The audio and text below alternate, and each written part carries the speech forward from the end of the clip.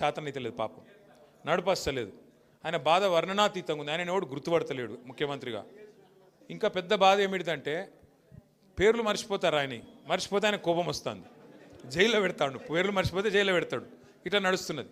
అందుకే ఇప్పుడు ఏంది కొత్తగా ఒకటే పల్లవిగా అందరు కాంగ్రెస్లో ఒకటే పల్లవి ఎత్తుకున్నారు. ఏమిటిది? కేసీఆర్ అప్లపాలు చేసిపోయిండు, అందుకే మేము ఇవ్వలేకపోతున్నాం. కేసీఆర్ అప్లపాలు చేసి మరి అదన్నా చక్కగా చెప్పాను. నా అబద్ధం. ఒకడు 6 లక్షల కోట్లు అంటాడు, ఇంకొకటి 7 లక్షల కోట్లు అంటాడు, ఇంకొకరు 8 లక్షల కోట్లు అంటారు. అరే అబద్ధం చెప్తారని అతికినట్టు ఉండాలి. కేంద్రంలో మొన్న పార్లమెంట్లో కేంద్ర ప్రభుత్వాన్ని ఒక ఎంపీ గారు అడిగిండు, అసలు కేసీఆర్ ప్రభుత్వం చేసిన అప్పెంత మీరు చెప్పండి అంటే కేంద్రం ఏం చేసింది? రిజర్వ్ బ్యాంక్ని అడిగింది, కాగ్ని అడిగింది, అడిగి పార్లమెంట్లో సమాధానం చెప్పింది. ఏమని చెప్పింది సమాధానం? కేసీఆర్ పదవీ బాధ్యతలు తీసుకున్న నాడు 2014 జూన్ 2 నాడు ఈ రాష్ట్రం ఆనాడు పుట్టిన నాడు అప్పు ఎంతుండే అంటే 72,000 కోట్ల అప్పు ఉండే. ఇది కేంద్ర ప్రభుత్వం చెప్పిన లెక్క, నాది కాదు. కేసీఆర్ దిగిపోయిన నాడు 2023 డిసెంబర్ 3 నాడు కేసీఆర్ గారు దిగిపోయిన నాడు రాష్ట్రం నెత్తి మీద ఉన్న అప్పు 3,50,000 కోట్లు. 3,50,000 కోట్లల్లా ఆ 72,000 కోట్లు విరాసత్కు వచ్చింది మనకు. దాన్ని తీసేస్తే ఎంత? 2,80,000 కోట్లు. కేసీఆర్ 10 ఏళ్లలో చేసిన అప్పు 2,80,000 కోట్లు చేసిండు. మరి ఏం చేసిండు కేసీఆర్ అప్పు చేసి? ఏం చేసిండు అంటే రైతులకు కాంగ్రెస్ వాళ్ళు 60 ఏళ్ళు కరెంట్ ఇయ్యక సావగొడితే 6 నెలల్లోనే 24 గంటల కరెంట్ ఇచ్చిండు కేసీఆర్. ఫ్రీ కరెంట్ ఇచ్చిండు.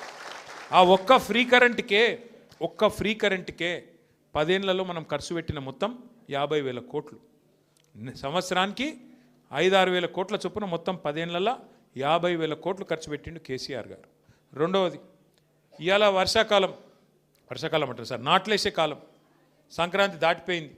కేసీఆర్ ఉన్నప్పుడు డిసెంబర్ 28 దాటలే ఎన్నాడు. మీ ఫోన్లు ఎవరిని అడిగే అవసరం లేదు, దరఖాస్తు పెట్టుడు లేదు, దండం పెట్టుడు లేదు.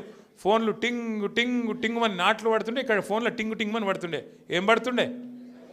ఒక్కసారి కాదు, 2 సార్లు కాదు, 11 సార్లు 70 లక్షల మంది రైతుల ఖాతాల్లో 73,000 కోట్లు వేసినోడు కేసీఆర్. 73,000 కోట్లు వేసిండు కేసీఆర్. ఎస్, అప్పు చేసిండు. భారతదేశంలో ఎవ్వరు పెట్టని పథకం పెట్టిండు. 73,000 కోట్లు మీ ఖాతాలు వేసిండు. ఇదివరకు ఎవరన్నా ముఖ్యమంత్రి ప్రధానమంత్రి పైసలు ఇచ్చిరా రైతులకు? గుంజుకున్నోళ్ళే తప్ప ఇచ్చిన వాళ్ళు ఉన్నారా? రైతులకు ఉచిత కరెంట్ ఇచ్చిండు, బ్రహ్మాండంగా పెట్టుబడి సాయం చేసిండు. ఒక రైతు చచ్చిపోతే 5 లక్షల రూపాయలు సంవత్సరానికి 1,500 కోట్ల ప్రీమియం కట్టిండు కేసీఆర్. ఇంటింటికి నల్లా పెట్టి 40,000 కోట్లు ఖర్చు పెట్టి మిషన్ భగీరథతో ఇంటింటికి నీళ్ళు ఇచ్చిండు కేసీఆర్ గారు. అప్పు చేసిండు. కొత్త జిల్లాలు చేసి కలెక్టరేట్లు కట్టిండు. అప్పు చేసిండు. కొత్త జిల్లాల్లో మెడికల్ కాలేజ్ పెట్టిండు. అప్పు చేసిండు. నర్సింగ్ కాలేజ్ పెట్టిండు. అప్పు చేసిండు. 1022 గురుకుల పాఠశాలలు పెట్టిండు. అప్పు చేసిండు. మీ జైపూర్లో విద్యుత్ కేంద్రం కట్టిండు. అప్పు చేసిండు కేసీఆర్. కానీ తెలంగాణకు సంపద సృష్టించిండు, మీ భూముల విలువ పెంచిండు. చెన్నూరులో మీరు గుండె మీద చేసుకొని చెప్పండి, కేసీఆర్ రాకముందు భూముల విలువ ఎంతుండే? కేసీఆర్ వచ్చినాక భూముల విలువ 2023 నాటికి డబల్ అయిందా, ట్రిపుల్ అయిందా, ఎన్ని రెట్లు అయింది? ఒకసారి గుర్తు చేసుకోండి. రాష్ట్రం సంపద పెంచిండు కేసీఆర్. ఎంతసేపు అప్పు చేసిండు. అప్పు 2,80,000 కోట్ల అప్పు చేసిండు. కానీ కేసీఆర్ ఇవన్నీ చేసిండు. మరి నువ్వేం చేసినావు?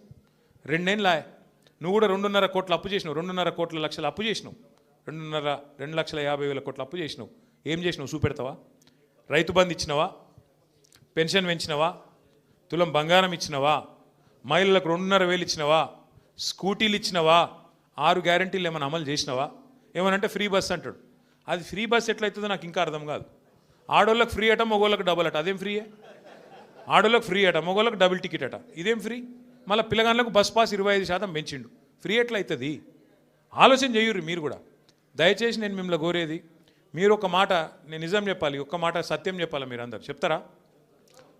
ఎలక్షన్ల ముందు అందరూ రాష్ట్రంలో ఏమనుకుర్రంటే, పోతే మా ఎమ్మెల్యే పోతాడేమో కానీ కేసీఆర్ ముఖ్యమంత్రి ఉంటాడు కదా అనుకుర్రా?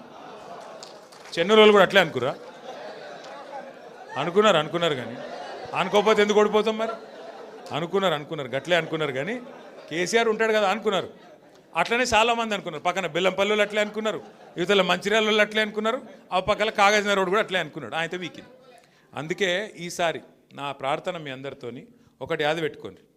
మీరు చిన్న లాజిక్ మిస్ అయినరు. ఆడ మీ ఎమ్మెల్యే లేకపోతే పైన కేసీఆర్ ఎట్లుంటాడు? ఎమ్మెల్యేలతోనే కదా ముఖ్యమంత్రి అయ్యేది.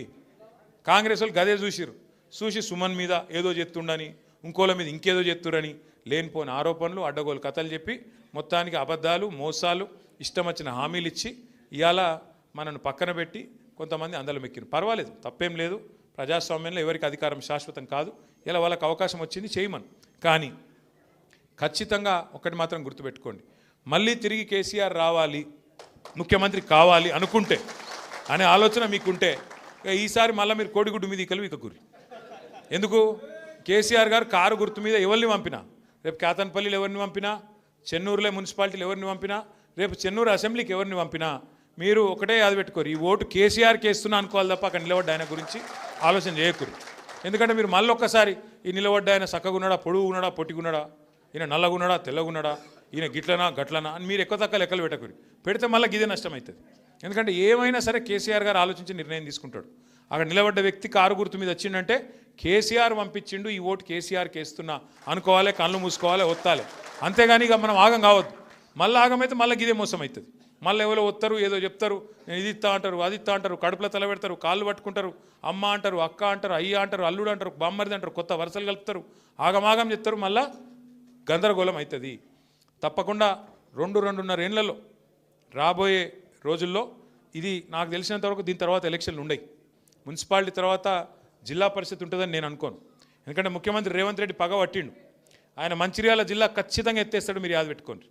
మంచిర్యాల జిల్లా ఎత్తేస్తాడు, ఆసిఫాబాద్ ఎత్తేస్తాడు, నిర్మల్ జిల్లా కూడా ఎత్తేస్తాడు. ఆయన ఆల్రెడీ చెప్తున్నాడు,